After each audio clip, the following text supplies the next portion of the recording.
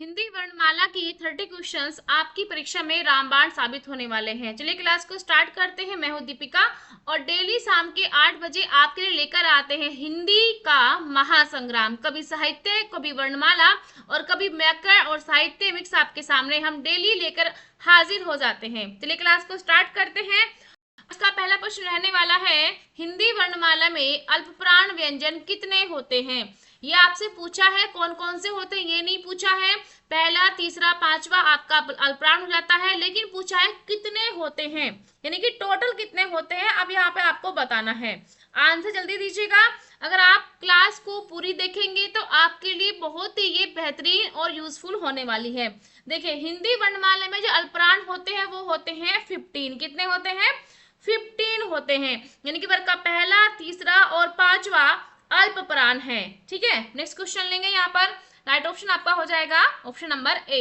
निम्नलिखित में से महाप्राण व्यंजन कौन सा है? अब बात यहाँ पर आती है कि दूसरा और चौथा आपका क्या होता है? महाप्राण होता है। क, ख, ग, घ आपको पता है महाप्राण वे होते हैं जिनके उच्चारण में अधिक प्राण यानी कि हवा निकलती है, जैसे ख, घ, छ, झ। वर्ग का दूसरा और चौथा। अब यहाँ पर दो हैं, ख भी है और चौथा गा भी है, यानी कि दोनों ही आपके राइट ऑप्शन यहाँ पर हो जाएंगे। नेक्स्ट क्वेश्चन लेंगे। फा व्यंजन किस प्रकार का है? फा व्यंजन, फा व्यंजन किस प्रकार का है आपको ये बताना है। देखिए, फा जो है वो पा वर्ग का दूसरा व्यंजन है, तो ये क्या है? यानी कि ये महाप्राण है, ध्यान रखिएगा। नेक्स्ट क्वेश्चन लेंगे। अघोष व्यंजन वे होते हैं जिनमें स्वर तंत्र में कंपन ना हो। सघोष क्या होते हैं? जिसमें स्वर में गले में कंपन होती है, अघोष वे होते हैं। और जो सघोष होते हैं उनमें कंपन होती है। अब यहाँ पर पूछ रहा है कंपन नहीं होता है, तो आपका यहाँ पर कौन सा हो जाएगा? अघोष व्यंजन कौन से होते हैं? पहली बात तो ये है बताइए, अघोष आपके कौन से होते हैं? अघोष होते हैं आपके कुल 14 वर्ण। कौन कौन से बताइए? अघोष कौन से हो जाएंगे? कौन कौन से? का और खा, पहला और दूसरा अघोष, तीसरा, चौथा, पांचवा गा, घा और अंगा, ये क्या हो जाएंगे? आपके सघोष हो जाएंगे, यानी कि स्वर तंत्र में इनमें कंपन होता है बोलते वक्त। आप देखें यहाँ पर राइट ऑप्शन आपका क्या हो जाएगा? अघोष आपसे पूछा है, अघोष में कैसे लगाएंगे आप? का लगाएंगे। क्लियर? चलिए नेक्स्ट क्वेश्चन लेंगे। नेक्स्ट क्वेश्चन आपका यहाँ पर हो जाएगा, शा व्यंजन अघोष है या सघोष है? शा व्यंजन अघोष है या सघोष है? अब आपको ये बताना है। देखिए, सा है, क्या है? सा है एक अघोष है। क्या है? क्योंकि ये क्या है? ये ऊष्म व्यंजन भी है, ऊष्म व्यंजन भी है, इसमें कंपन नहीं होता, इसलिए ये अघोष है। श आप आराम से बोल सकते हैं, बोल के देखिएगा, इसमें कंपन नहीं होता। नेक्स्ट क्वेश्चन लेंगे। हिंदी में कुल कितने अघोष व्यंजन हैं? कुल कितने अघोष व्यंजन हैं? अब आप देखिएगा, अघोष पहला, दूसरा, पहला, दूसरा, अब आप क्या लगाएंगे? हो जाएंगे कुल 12 व्यंजन होते हैं। कभी कभार 13 और 14 भी इसमें माना जाता है। अब जो परीक्षा होती है उसमें 12 मान जाता है, क्योंकि शा और हा को अलग गिना जाता है। ठीक है, शा और हा को अलग गिनाता है, लेकिन मुख्य रूप से 12 ही माने गए हैं। नेक्स्ट क्वेश्चन लेंगे। क्रिया किस प्रकार का, क्रिया शब्द किस प्रकार का है? क्रिया, संज्ञा, सर्वनाम, विशेषण। 1 मिनट, चलिए कोई बात नहीं, क्वेश्चन थोड़ा सा ऐसे ही आ गया, कोई बात नहीं। किस प्रकार का है? संज्ञा है, सर्वनाम, विशेषण नहीं जी, क्या मतलब है? यहाँ पर आपका क्रिया तो क्रिया ही हो जाएगी, इसमें चेंज करने की क्या मैटर रह गया? चलिए एक सेकेंड, नहीं नहीं, ये कुछ और पूछ रहा है। क्रिया शब्द किस प्रकार का है, तो क्रिया तो एक नाम ही है, यानी कि कार्य का नाम है, तो इसमें हो जाएगी, एक सेकेंड, क्रिया तो क्रिया, नहीं नहीं नहीं, ऐसा नहीं होना चाहिए। इसमें उससे खाया नहीं जाता, ऐसा भी हो सकता है क्या कि इसमें संज्ञा लगाए?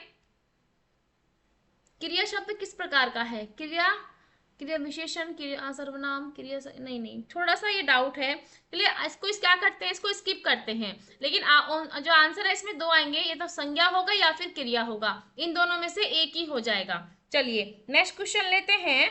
क्योंकि यहाँ पर पर दोनों ही क्वेश्चन आपके लिए सही हो सकते हैं, ज्यादा हम जो प्रेफर करेंगे वो संज्ञा को करेंगे। नेक्स्ट क्वेश्चन लेंगे यहाँ पर, वह तेज दौड़ता है। तेज क्या है? सीधा सा आंसर आपको पता है। तेज क्या है? ये विशेषण की क्या बता रहा है? क्रिया की विशेषता बता रहा है। तो क्या हो जाएगा आपका क्रिया विशेषण, यहाँ पर राइट ऑप्शन हो जाएगा। नेक्स्ट क्वेश्चन लेंगे, और कैसा? ये रीतिवाचक क्रिया विशेषण है। अब पूछ रहा है क्रिया विशेषण कितने प्रकार के होते हैं, कितने प्रकार के होते हैं आपको ये बताना है। बताइए। क्रिया विशेषण स्थानवाचक, कालवाचक, रीतिवाचक, परिमाणवाचक। ठीक है, तो कितने प्रकार के हो गए? 4 प्रकार के ये हो गए। एक बार फिर से रिपीट करना, स्थानवाचक, कालवाचक, रीतिवाचक और प्रमाणवाचक। नेक्स्ट क्वेश्चन लेंगे यहाँ पर, राम बहुत सुंदर है। तो सुंदर क्या है? राम बहुत सुंदर है। अब सुंदर बहुत पूछता तो क्या हो जाता? ये जो विशेषण की विशेषता बताए उसे आप क्या बोलेंगे? प्रविशेषण, और जो जिसके बारे में बात की गई हो उसे विशेष्य बोलते हैं। सुंदर क्या है? विशेषण हो जाएगा। नेक्स्ट क्वेश्चन लेंगे, विशेष्य किसे कहते हैं? लो जी, क्वेश्चन भी आपके सामने आ गया। यानी कि किसे कहते हैं? जिसकी विशेषता बताई जाती है, जिसके बारे में उनका गुणगान किया जा रहा है। नेक्स्ट क्वेश्चन लेंगे, यहाँ पर नील कमल में नीला विशेषण है, तो कमल क्या है? नीला क्या है? विशेषण है, तो कमल हो गया यहाँ पर विशेष्य हो गया। क्या हो गया? विशेष्य हो गया। नेक्स्ट क्वेश्चन लेंगे, संज्ञा के कितने भेद होते हैं? संज्ञा के कितने भेद होते हैं? व्यक्तिवाचक, जातिवाचक, भाववाचक, द्रव्यवाचक और कुछ समूहवाचक भी होते हैं, लेकिन इंपॉर्टेंट आपको 5 प्रकार के ही लगाने हैं। चलिए नेक्स्ट क्वेश्चन लेंगे, दिल्ली किस प्रकार की संज्ञा है? दिल्ली, दिल्ली एक शहर है। शहर तो बहुत सारे हैं, फिर वो जाति हो जाता, लेकिन दिल्ली एक स्पेसिफिक नाम है, एक स्पेसिफिक शहर का नाम है, तो यहाँ पर आप व्यक्तिवाचक ही लगाएंगे। नेक्स्ट क्वेश्चन लेंगे, बचपन किस प्रकार की संज्ञा है? बचपन, बचपन, बुढ़ापा, जवानी, ये किस प्रकार की संज्ञा है? ये कैसी हो जाती है?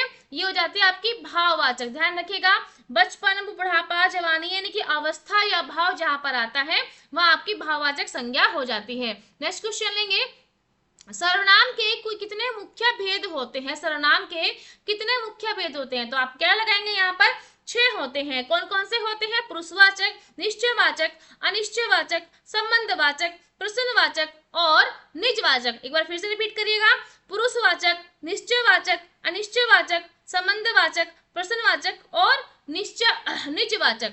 नेक्स्ट क्वेश्चन लेंगे आपका, मैं किस प्रकार का सर्वनाम हूं? अब आपको मैंने ट्रिक बताई थी, मैं उत्तम, तुम मध्यम, वे अन्य। तो मैं कौन है? उत्तम है, लेकिन उत्तम में क्या लगाएंगे आप? पुरुषवाचक यहाँ पर आप लगाने वाले हैं। नेक्स्ट क्वेश्चन लेंगे, जो सर्वनाम किस प्रकार का, यानी कि जो क्या है? जो, सो, यहाँ पर क्या है? यहाँ पर है ये संबंध दर्शा रहा है, यानी कि वह कौन था जो अभी आया था, तो क्या लगाएंगे आप? संबंध दर्शा रहा है, कौन आया था? जो आया था। नेक्स्ट क्वेश्चन लेंगे, छंद के मुख्य कितने प्रकार होते हैं? छंद कितने प्रकार के होते हैं? छंद 2 प्रकार के होते हैं। कौन से? मात्रिक और वर्णिक छंद। जिसमें मात्राओं से गिना जाता है वो मात्रिक, जो वर्णों से गिना जाता है वो वर्णिक छंद। याद रखिएगा, और राइट ऑप्शन आपका यहाँ पर 2 हो जाएगा। नेक्स्ट क्वेश्चन लेंगे, मात्रिक छंद किस पर आधारित होता है? मात्रिक छंद, मात्रिक किस पर होता है? मात्राओं पर होता है। किस पर? मात्राओं पर, और वर्णों की वर्ण पर आधारित होता है। नेक्स्ट क्वेश्चन लेंगे, दोहा किस प्रकार का छंद है? दोहा कैसा है? दोहा लघु और गुरु से गिनाता है। लघु और गुरु, यानी कि 2 मात्राएं तो आपका गुरु, और 1 मात्रा है तो आपका यहाँ पर लघु हो जाएगा। तो यह क्या है? आपका ये मात्रिक छंद है। कैसा है? मात्रिक छंद है। इसमें 13-11 13-11 का क्रम होता है, यानी कि पहले उसमें 13 और बाद के में 11, पहले इसमें 13 बाद के में 11, ये ऐसे आप किसका होता है। चलिए नेक्स्ट क्वेश्चन लेंगे, सवैया छंद में कितनी मात्राएं होती हैं? सवैया छंद में कितनी मात्राएं होती है? सवैया छंद में अब आपको बताना है। यहाँ पर अगर मात्राएं पूछा है तो यहाँ पर आप लगाइएगा 31 कितनी, और अगर वर्ण पूछे तो 22 या फिर 26 वर्ण आपको लगाने हैं। 22 से 26 वर्ण। मात्राएं पूछे आपको 31 लगानी है। चलिए, परीक्षा में 31 आपकी आम आता है, इसमें मतलब नॉर्मल से आता है। निम्न में से क्वेश्चन करेंगे, निम्न इसमें अल्पप्राण और अघोष दोनों कौन सा व्यंजन है। अब आपको अल्पप्राण भी ढूंढना है और अघोष भी, यानी कि पहला वर्ण आपका होना है। तो पहला कौन सा है इसमें, पहला आपका ये हो जाएगा। क्या हम सही हैं, बिल्कुल सही है, क्योंकि अगर हमें ढूंढना होता अघोष, तो अघोष आपका ये भी है, लेकिन अल्पप्राण नहीं है। ठीक है, नेक्स्ट क्वेश्चन लेंगे। नेक्स्ट क्वेश्चन आपका है, बहुत अच्छा में अच्छा क्या है। बहुत अच्छा, अच्छा क्या है, ये किसी संज्ञा या सर्वनाम की विशेषता बता रहा है, यानी कि क्या है, ये विशेषण है। नेक्स्ट क्वेश्चन लेंगे, यह मेरा घर है। अब मेरा संकेत किसको कर रहा है, ये मेरा ही घर है, या फिर ये किसका घर है, मेरा घर है। ये क्या, मेरा, वो घर मेरा है, यानी कि मेरा संबंध उस घर से है, तो ये क्या हो जाएगा, आपका संबंधवाचक हो जाएगा। नेक्स्ट क्वेश्चन लेंगे। अच्छा, ये आज लास्ट क्वेश्चन था। आई होप क्लास आपको अच्छी लगी होगी, हमने बड़े फ्लो से, बड़े प्यार से आपको ये चीज़ें कराई हैं। अगर आप यहाँ तक क्लास में आई हैं तो उम्मीद है वीडियो आपको ज़रूर पसंद आई होगी, क्योंकि हमने बहुत ही फ्लो से, बड़े ही प्यार से, आराम से आपको ये चीज़ें समझाई हैं। उम्मीद करते हैं क्लास आपको पसंद आई होगी। मेरा नाम है दीपिका। डेली रात के 8 बजे आपके लिए लेकर आते हैं एक हिंदी का महासंग्राम, व्याकरण, साहित्य, आपके चाहे वो ज्ञानपीठ है, साहित्य, सब कुछ आपका डेली रात के 8 बजे हम यहाँ पर कराते हैं। आई होप क्लास आपको पसंद आई होगी, और अगर आप पहली बार आए हैं चैनल पर, तो चैनल आपको सब्सक्राइब करना है, ताकि आपका रिवीजन, आपका जो एग्जाम फोकस है, जो वो हिंदी का व्याकरण, वो आपका अच्छे से क्लियर हो जाए, चाहे आप बाद में अनसब्सक्राइब कर दीजिएगा। तो मिलते हैं नेक्स्ट वीडियो में कल रात 8 बजे एक नए सेशन में। तब तक थैंक यू, बाय बाय।